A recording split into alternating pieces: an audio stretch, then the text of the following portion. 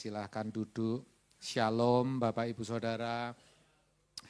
Puji Tuhan, saya percaya Bapak Ibu Saudara sudah merasakan berkat kasih perlindungan Tuhan sepanjang minggu ini, sehingga pagi ini kita boleh ada bersama, beribadah, berbakti kepada Tuhan.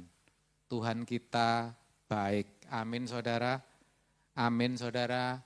Katakan sama-sama, Tuhanku baik. Ya, puji Tuhan. Bapak, Ibu, saudara yang saya kasihi, adalah tidak tepat, adalah tidak benar kalau ada sebagian orang beranggapan atau berpikir bahwa kekristenan itu agama, atau mereka yang mensejajarkan kekristenan dengan kehidupan keberagamaan. Saudara, sebagai umat pilihan kita harus mengerti bahwa kekristenan itu bukan agama dan tidak sama dengan kehidupan keberagamaan. Namun patut disayangkan kita melihat banyak gereja akhir zaman ini menyejajarkan kekristenan dengan kehidupan keberagamaan, sehingga kualitas atau standar kekristenan yang benar, yang diajarkan oleh Tuhan Yesus mengalami penurunan, mengalami degradasi, sehingga tidak bisa mengubah seseorang benar-benar menjadi manusia yang dikehendaki oleh Tuhan. Lalu kalau bukan agama dan tidak bisa disejajarkan dengan kehidupan keberagamaan, kekristenan itu apa? Kekristenan sesungguhnya adalah jalan hidup. Katakan sama-sama, jalan hidup. Kok enggak bersama-sama? Jalan hidup. Jalan hidup yang dicontohkan, jalan hidup yang diteladankan oleh Tuhan Yesus sendiri, yang akan menuntun, yang akan menjadikan orang yang percaya kepadanya, kepada Tuhan Yesus maksudnya, mengalami proses perubahan menjadi manusia baru, yaitu manusia yang benar-benar berkeadaan sebagai anak-anak Allah yang kelak dimuliakan bersama-sama dengan Tuhan Yesus di kerajaannya nanti. Jadi bukan sekedar status atau bukan sekedar disebut anak Tuhan atau anak Allah, bukan. Tetapi benar-benar mewarisi karakter daripada Allah.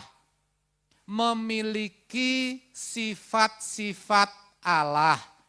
Itulah yang dimaksud dengan berkeberadaan sebagai anak-anak Allah.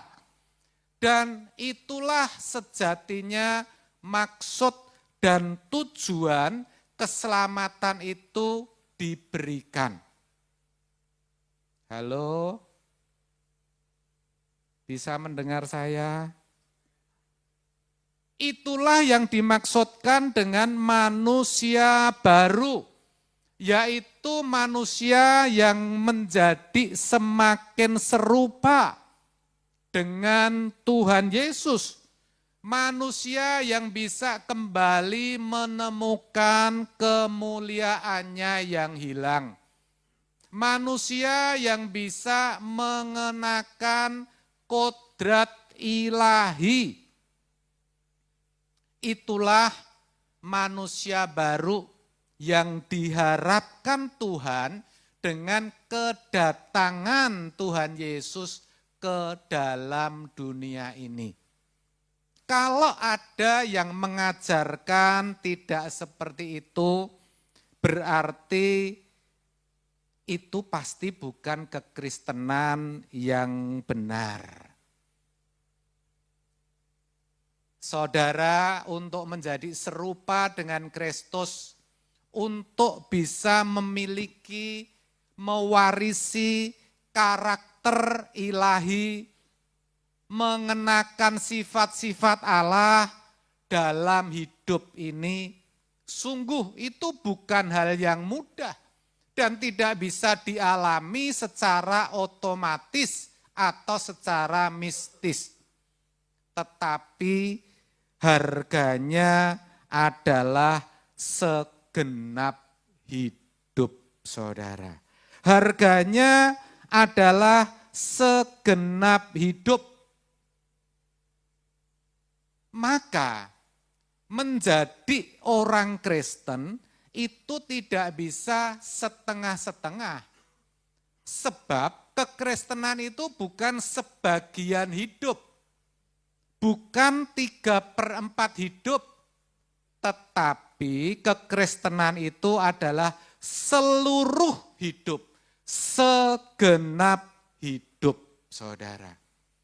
Ini yang jarang sekali dimengerti oleh kebanyakan bahkan sebagian besar orang Kristen. Jarang sekali dimengerti, saudara. Mereka berpikir bahwa menjadi Kristen itu tidak diperlukan perjuangan, apalagi dengan segenap hidup. Terkait akan hal ini, Tuhan Yesus sendiri berkata dan mengajarkan di dalam Yohanes 14 ayat yang ke-6. Di mana dia berkata, "Akulah jalan dan kebenaran dan hidup. Tidak ada seorang pun yang datang, yang sampai kepada Bapa, ke rumah Bapa di surga, menjadi anggota keluarga kerajaan Allah." Kalau saya perjelas begitu, kalau tidak melalui aku. Saudara, ini bukan perkataan siapa-siapa, juga bukan perkataan saya, tapi perkataan Tuhan Yesus sendiri. Dan tentu kalau ini dituliskan dalam Alkitab yang dikatakan firman Allah yang hidup, tentu ditujukan kepada setiap orang yang percaya kepada Tuhan Yesus. Tentu ayat ini ditujukan, diperuntukkan bagi Bapak, Ibu, Saudara, dan saya. Ada kata amin, ada kata amin.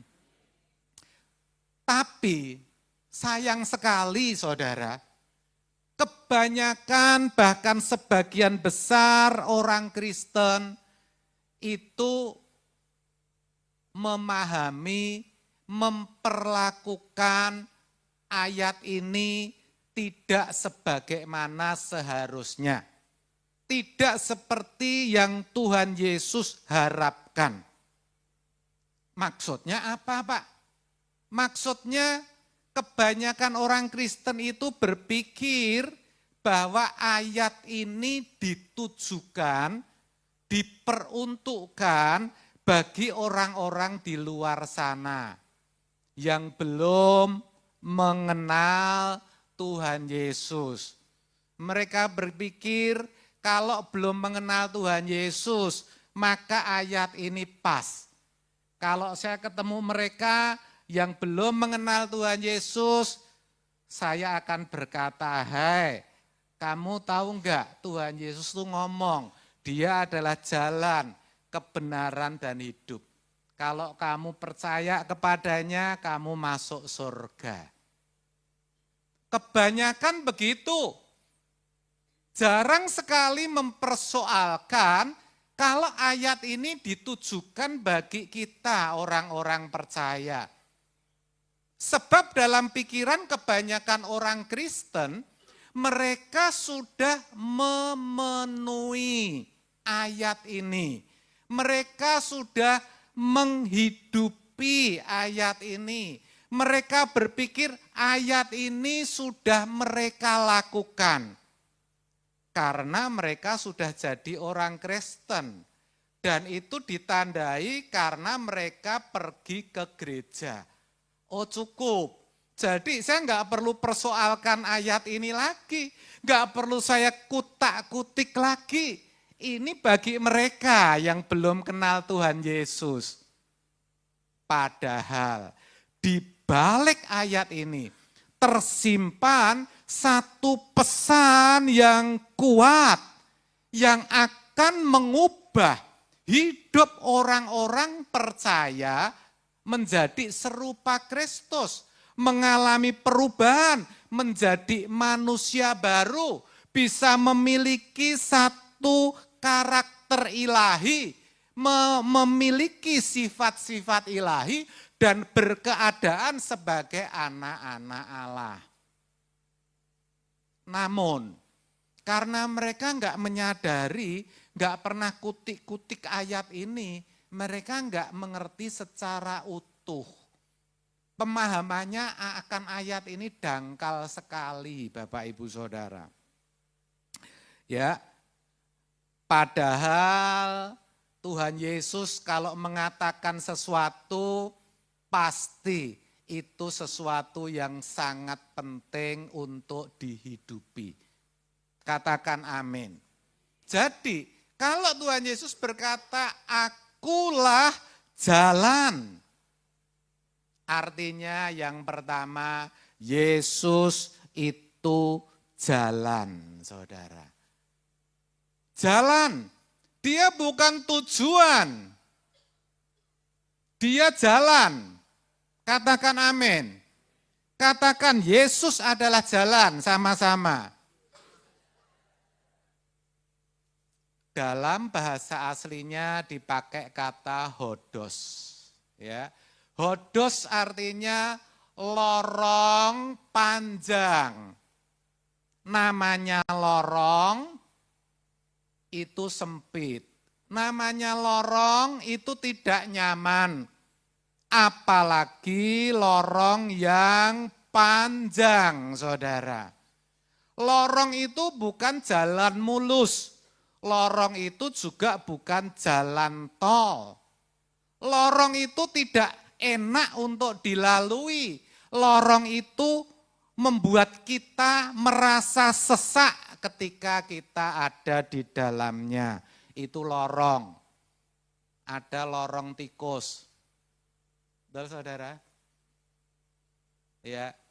Ini menggambarkan bahwa untuk mengikut Kristus, ya, itu kita harus berani dan siap untuk menjalani perjalanan hidup yang tidak enak, yang tidak nyaman, yang barangkali penuh dengan penderitaan.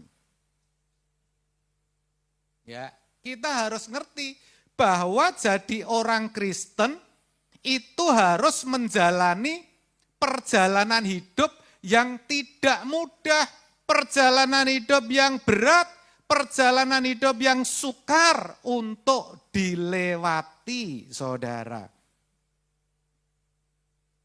Bagaimana tidak kita melihat Tuhan Yesus sendiri memberikan teladan yang seperti itu.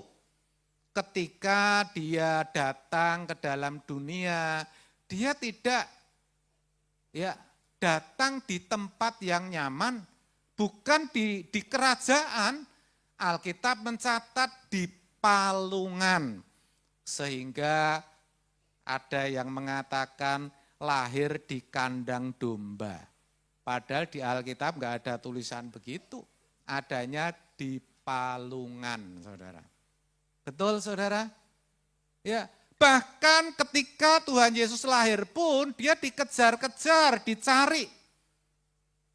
Bayi pada saat Yesus lahir terkena dampaknya, ya, dibunuh.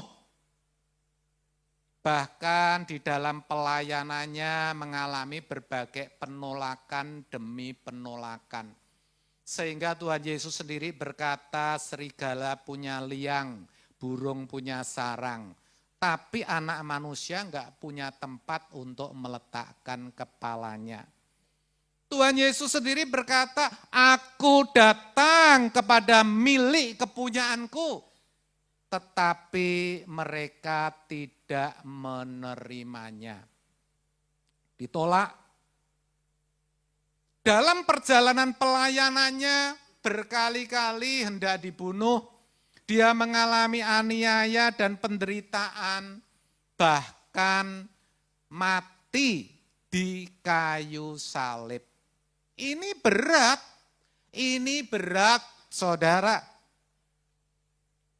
Kita pun harus sadar akan hal ini. Kalau kita ikut Yesus, kita mesti ikut jejaknya.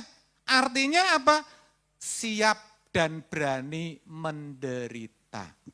Tentu yang dimaksud menderita karena Kristus, bukan karena kesalahannya sendiri. Menderita ya karena kebenaran, saudara.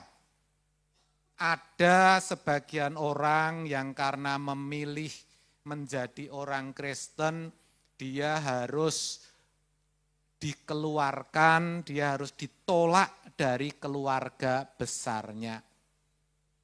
Ada juga orang-orang dalam pergaulannya ditinggalkan karena dipandang orang ini tidak bisa mengikuti kewajaran mereka. Mereka yang sukanya mungkin nongkrong-nongkrong, suka berfoya-foya misalnya. Kalau kita ada di dalam pergaulan itu, mereka yang terbiasa ya memakai uang yang tidak benar, korupsi misalnya. Kita ada dalam komunitas itu dan kita menolak, kita akan ditolak mereka.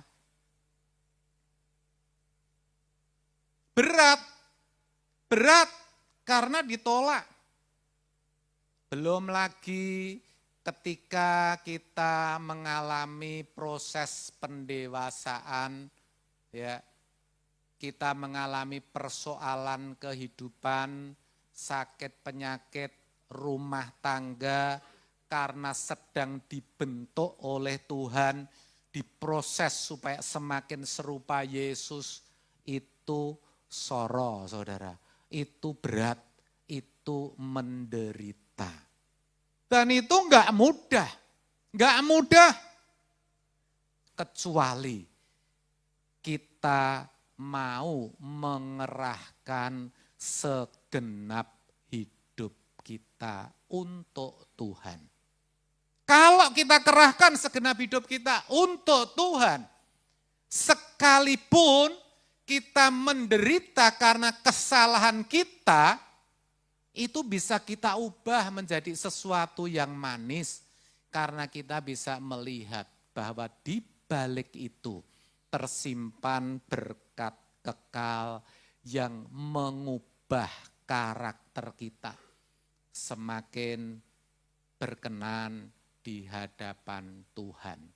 Ketika kesombongan kita dikikis, ya, ketika ketidaktulusan kita dikikis, ya, ketika sakit hati kita dikikis, itu berat saudara. Tetapi kita bisa ubah menjadi sesuatu yang manis kalau kita mengasihi Tuhan. Karena kita sadar dengan proses yang kita alami, kita sedang dikembalikan ke rancangan Allah semula. Katakan amin.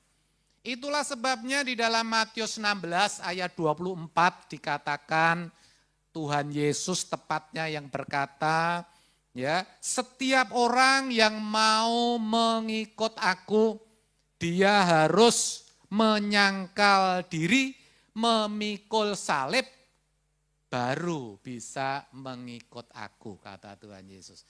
Harus mau sangkal diri, harus mau pikul salib, itu artinya berat.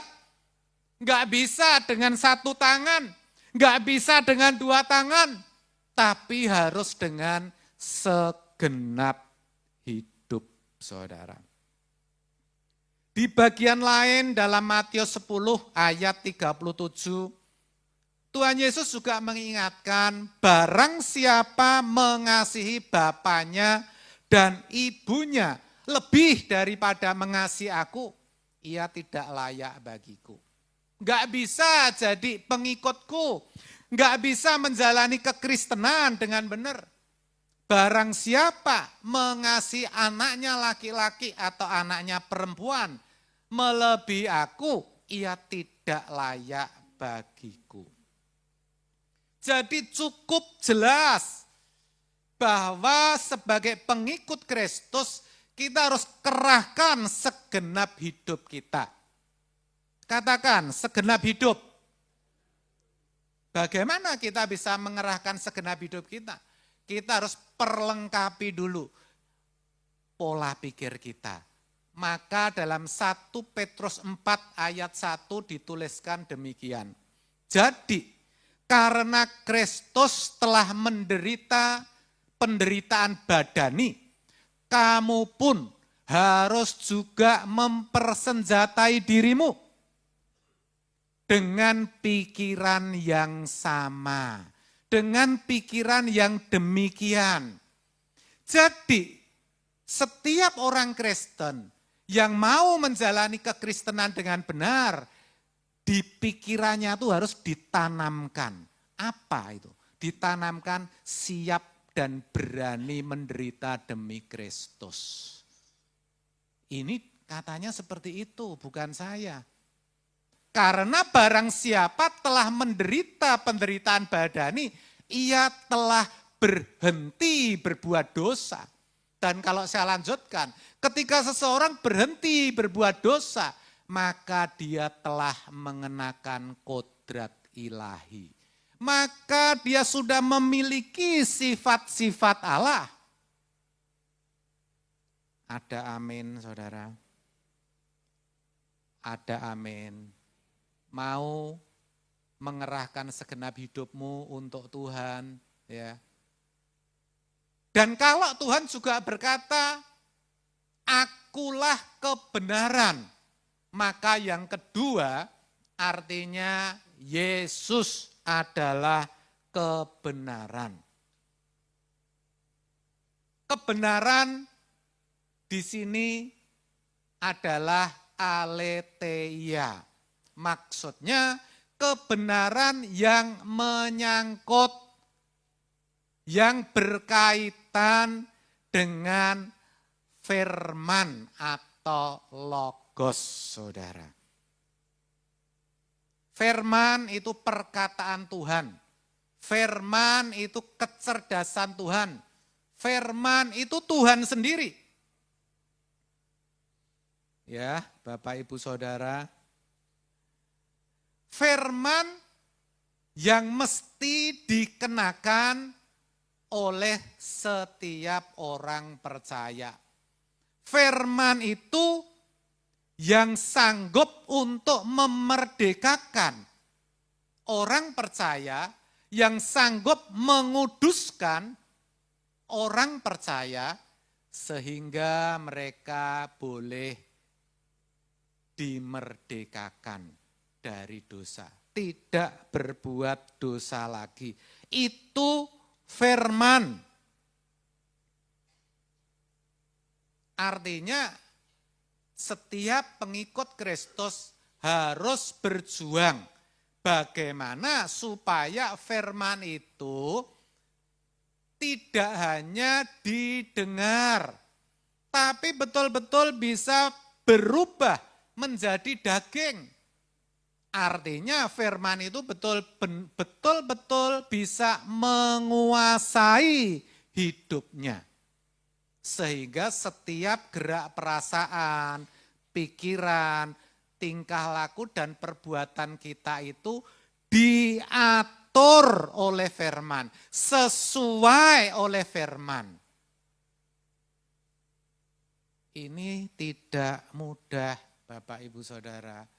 Ini berat, bahkan berat sekali. Kenapa? Karena kita harus merobek daging kita sendiri. Karena kita harus mematikan segala keinginan, kesenangan, dan hawa nafsu duniawi kita. Itu baru firman itu bisa kita kenakan, saudara.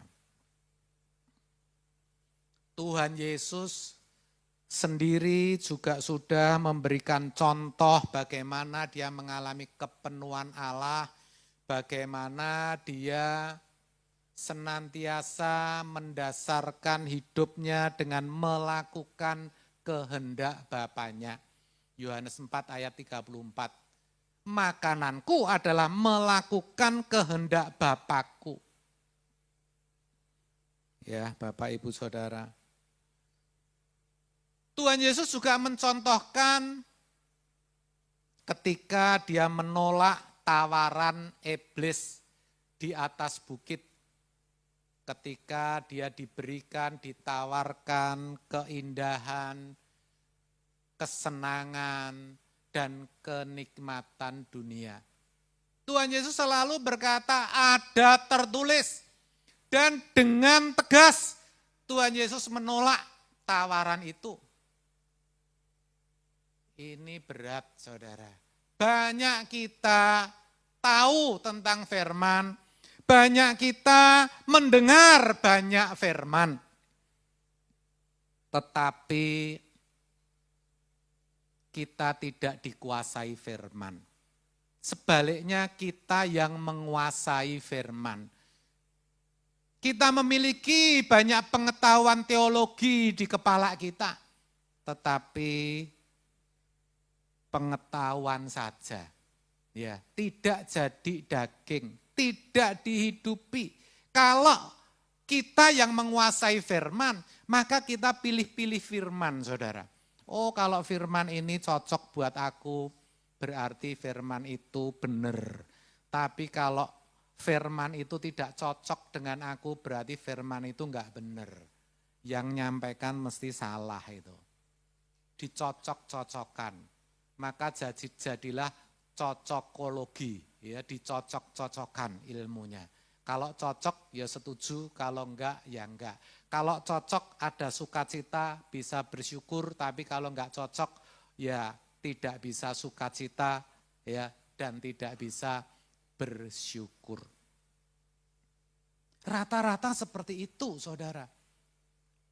Dan ini berat.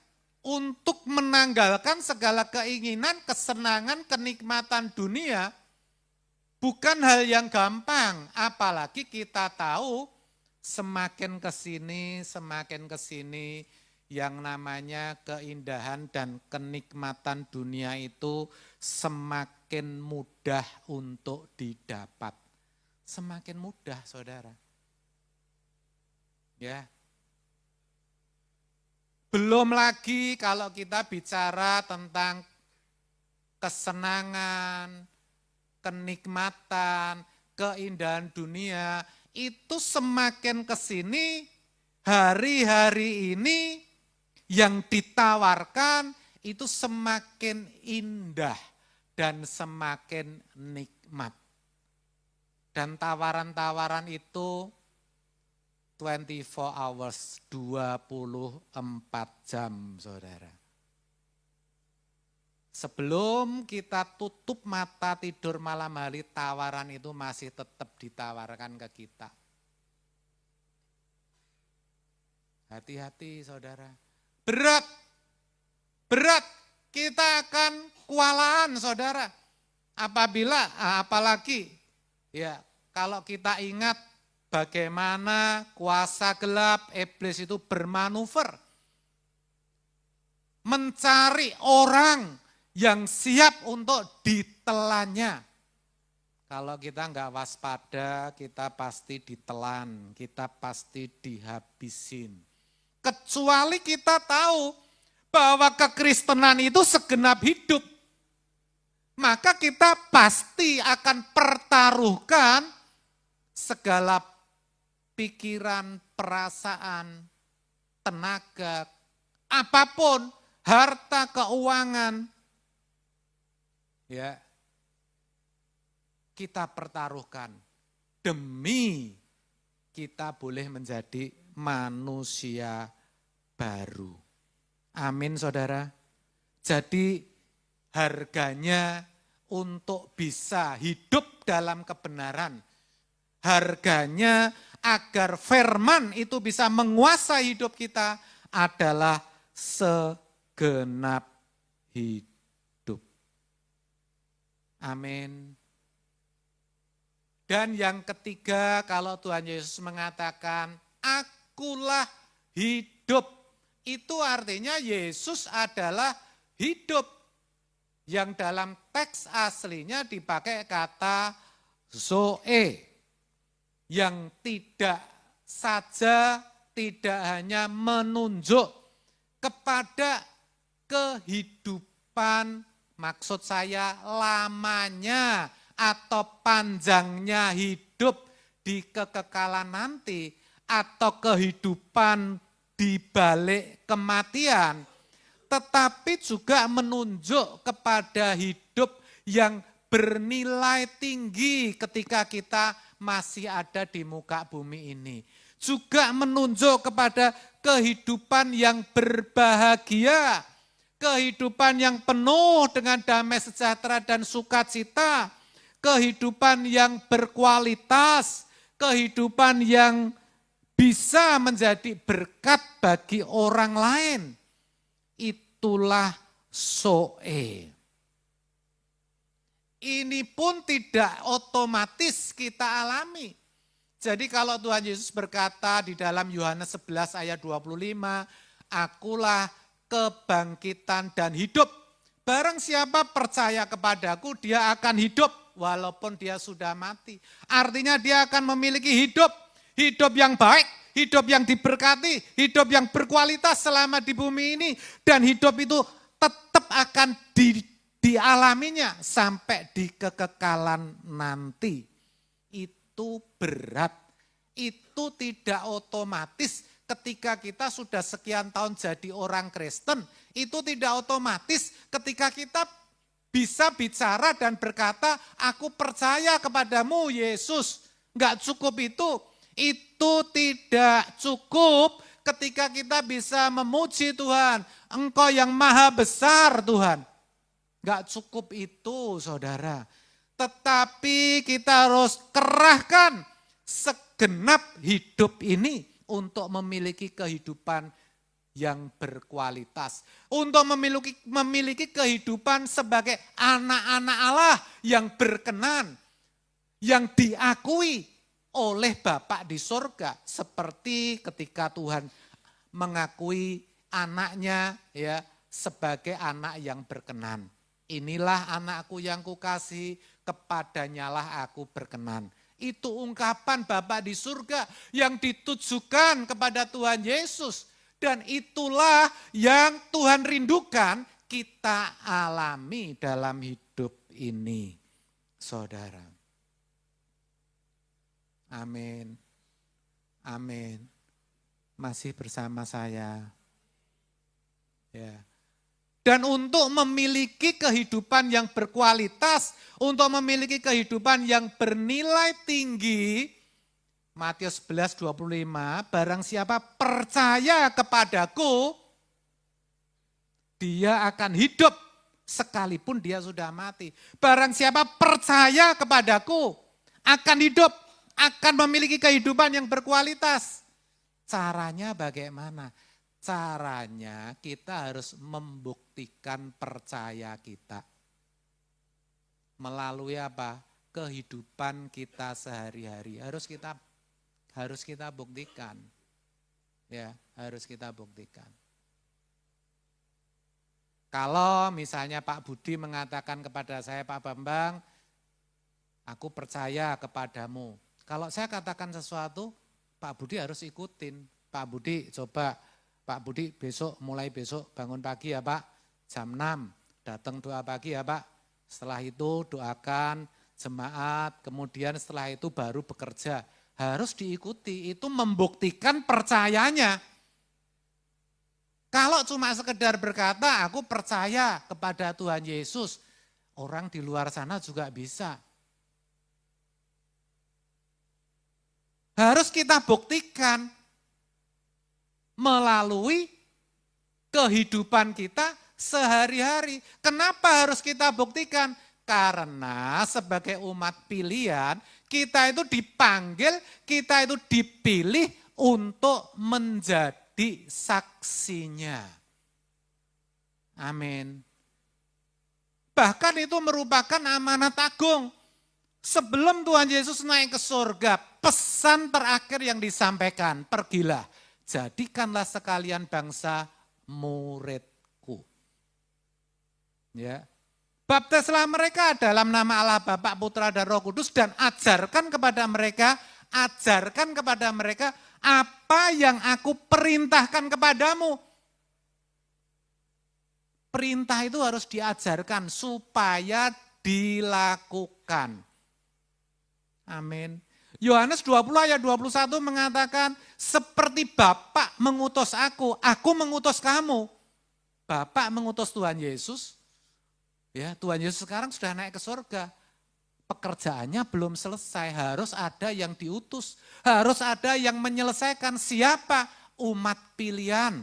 Bapak, Ibu, Saudara, dan saya yang sudah dipilih dan diperlengkapi, dipersenjatai dengan firman dan Roh Kudus. Sehingga oleh pertolongan Roh Kudus kita bisa menggelar, kita bisa memperagakan kehidupan yang benar sebagai anak-anak Allah. Sehingga kita bisa menjadi saksinya. Bapak, Ibu, Saudara. Jadi ingat benar bahwa kita sebagai orang Kristen itu adalah saksi. Katakan, aku saksi. Sekarang ngomong ke sebelahmu, kamu juga saksi. Bukan aku tok ya saudara, kamu juga saksi. Dan sebagai saksi itu berat saudara. Jarang orang mau menjadi saksi di pengadilan. Kenapa? Karena satu, ya mesti diambil sumpahnya. Betul gak? Dua, kalau kita menjadi saksi, ketika kita salah bersaksi, kita jadi tersangka loh saudara. Tidak ada orang yang tersangka di pengadilan, tersangka menjadi dikasih baju orange oleh KPK, itu langsung jadi tersangka, enggak ada. Betul Pak Joko ya? Pasti pertama sebagai apa? Saksi saudara. Jadi ingat kalau Bapak Ibu Saudara sebagai saksi Tuhan, dan itu enggak bisa dielak, kebacut saudara. Saudara sudah kebacut jadi orang Kristen. Mau nggak mau, bisa nggak bisa harus jadi saksi. Dan itu beresiko. Ketika kita salah dalam menjadi saksi, kita akan jadi apa? Tersangka. Saya percaya nggak ada yang mau jadi tersangka kan. Di sebelah saudara tuh nggak mau kok. Coba kamu tanya, mau nggak kamu jadi tersangka? Nggak mau lah. Enggak mau, betul enggak saudara? Enggak mau. Maka kita harus menjadi saksi yang benar, saudara. Jangan salah, Tuhan sanggup memberkati hidupmu. Percaya saya. Ya. Tapi ingat, Ketika Tuhan memberkati hidupmu, ketika Tuhan menolong engkau lepas dari persoalan yang sedang kau hadapi. Ya, ketika Tuhan sembuhkan sakit penyakitmu, ketika Tuhan pulihkan keadaan rumah tanggamu, tujuan Tuhan cuma satu, supaya kamu menjadi saksinya yang efektif. Bukan untuk sekedar memuaskan kebutuhanmu, bukan sekedar untuk memuaskan dahaga jiwamu, bukan. Tetapi lebih dari itu, supaya engkau menjadi saksinya yang berkenan. Dan itu berat, karena kita masih hidup dalam daging, dan daging kita juga kuat, saudara. Bahkan daging ini menuntut. Jangan salah, ketika kita diberkati, bahkan diberkati lebih, bahkan diberkati berlimpah, justru di situ daging kita menuntut kalau kita tidak takut Tuhan. Kita enggak merasa puas, pengennya yang lebih lagi, pengennya yang lebih lagi. Betul enggak saudara? Iya. Maka hati-hati, ingat betul bahwa kita dipilih itu untuk menjadi saksi yang berkenan. Kalaupun berkat itu datang kepada kita dan itu pasti. Ya. Itu Tuhan maksudkan supaya kita efektif menjadi saksinya. Jangan terus senang, jangan terus puas diri, jangan terus enggak ke gereja. Diberkati malah enggak ke gereja. Amin, saudara. Ini berat. Harganya apa, saudara? Segenap hidup. Maka lagu tadi bagus. Hidupku bukan aku lagi. Ya, kita itu sudah mati, saudara. Kolose 3 ayat 3. Dan hidup kita itu tersembunyi di dalam Kristus. Maka yang tampak harus Kristus. Enggak ada lagi Kristus, Pak. Kalau keris masih nyerodok, betul saudara? Masih menyakiti sesama, masih melukai sesama, masih senang melihat orang lain susah. Itu enggak boleh, itu harus dihilangkan. Tapi yang tampak harus Kristus. Penuh belas kasihan, menjadi anggur yang tercurah, roti yang terpecah, menjadi berkat bagi sesama. Amin, Tuhan Yesus memberkati. Kesimpulannya, menjadi orang Kristen itu tidak bisa pasif, enggak bisa, atau cukup puas dengan hadir di gereja, enggak boleh. Tapi kita harus berani menderita, untuk bisa mengalami perubahan karakter, menjadi serupa dengan Yesus, dan itu harganya apa? Segenap hidup. Tuhan Yesus memberkati.